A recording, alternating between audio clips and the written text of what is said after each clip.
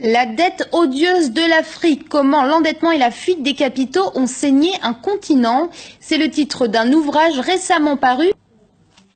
Comment l'endettement et la fuite des capitaux ont-ils saigné un continent? C'est à cette question que les deux auteurs de La dette odieuse de l'Afrique, Léonce Dikoumana et James K. Boyce, tentent de répondre dans leur ouvrage. Un livre de 5 chapitres qui lève le voile sur certains mythes africains. Dans ce livre, on va vous montrer qu'en fait, ce n'est pas l'Afrique qui est endettée vis-à-vis du monde, mais plutôt que c'est le monde qui est endetté vis-à-vis de l'Afrique.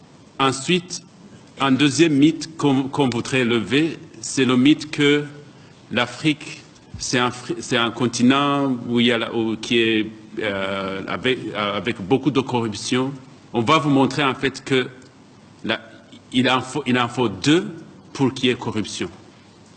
Donc, s'il y a des Africains qui sont corrompus, il y a des non-Africains qui doivent être corrompus.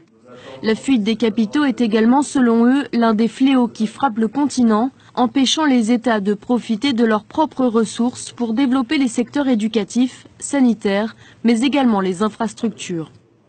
Ce qui fait que le mythe que l'Afrique ne peut pas réduire la pauvreté, c'est un mythe qui est créé par le drainage des ressources de l'Afrique. L'Afrique peut, avec ses moyens, avec ses ressources, en fait, éradiquer la pauvreté si on arrivait à garder les ressources de l'Afrique sur le continent. Donc c'est aussi un mythe, le mythe que l'Afrique ne pourra jamais être développée.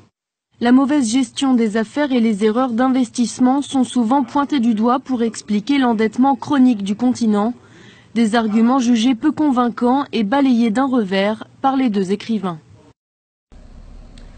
Alors on va parler pour finir des pays du tiers-monde, parce que alors là, le système dont je viens de vous parler, il est merveilleux parce que bon, c'est très bien d'endetter une belle-sœur dans une petite ville, c'est très bien d'endetter une grosse entreprise dans une capitale, mais le top du top, c'est d'endetter tout un pays d'un coup.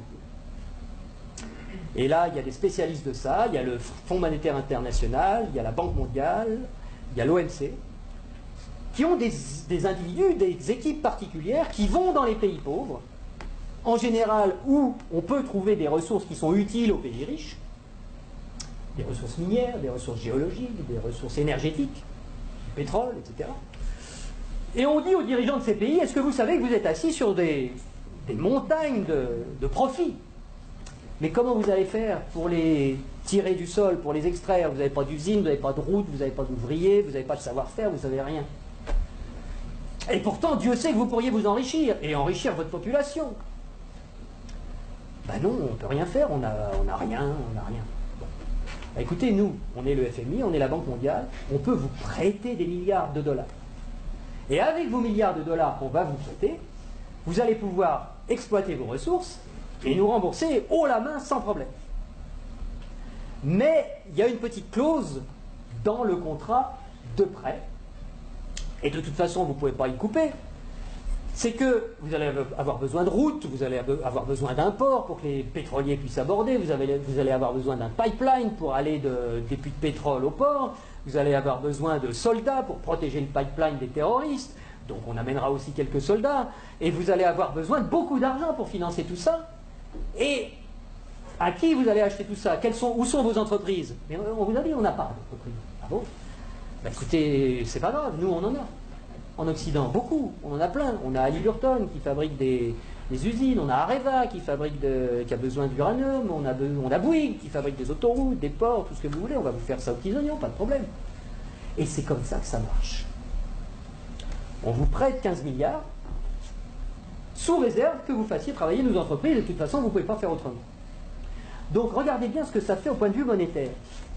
Il y a 15 milliards qui sont créés ex nihilo par le Fonds monétaire international et la Banque mondiale. Le Fonds monétaire international, c'est un organisme qui récupère quelques dépôts de la plupart des pays de la planète qui servent de garantie pour faire des crédits, des prêts aux pays sous-développés. Donc il y a 15 milliards qui partent de la Banque mondiale et qui vont sur les comptes du pays sous-développé. Et aussitôt ces 15 milliards-là qui sont dans le pays pauvre, ils retournent dans le pays riche pour aller payer des entreprises occidentales qui vont dans le pays pauvre faire du boulot, construire des trucs. Du point de vue du pays riche, quand vous allez vendre des produits et des services dans un pays pauvre, à l'étranger, pour vous, c'est quoi? C'est des exportations ou des importations? Des exportations. Voilà. Je vais aller exporter une usine, Areva, moi français. J'exporte une usine, j'exporte du travail, j'exporte des chars, j'exporte des fusils, j'exporte des outils, de l'outillage. Donc, ce qui est génial, c'est que les 15 milliards qui sont partis des pays occidentaux, qui sont allés dans le pays pauvre, il y a des services qui sont exportés par les pays occidentaux envers les pays pauvres, et l'argent, qu'est-ce qu'il fait? Il revient dans les pays riches, les 15 milliards, ils reviennent. Bon.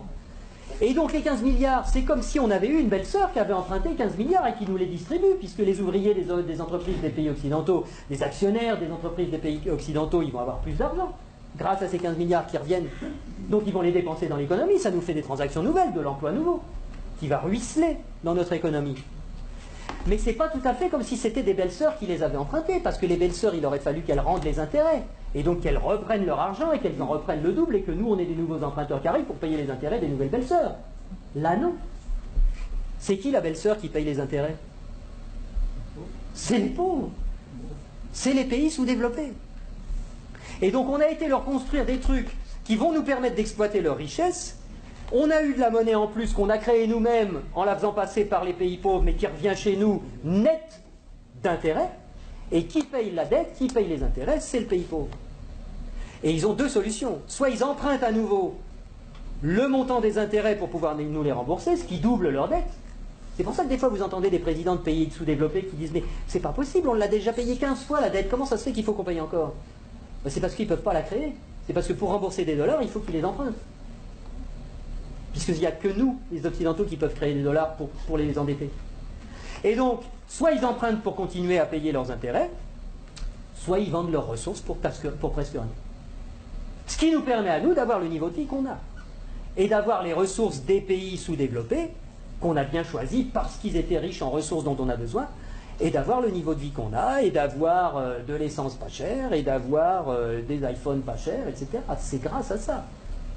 Donc il faut réfléchir à ça aussi. Il faut savoir que si on a le niveau de vie qu'on a, c'est parce qu'il y a une prédation sur les ressources de la Terre entière, qui nous profitent.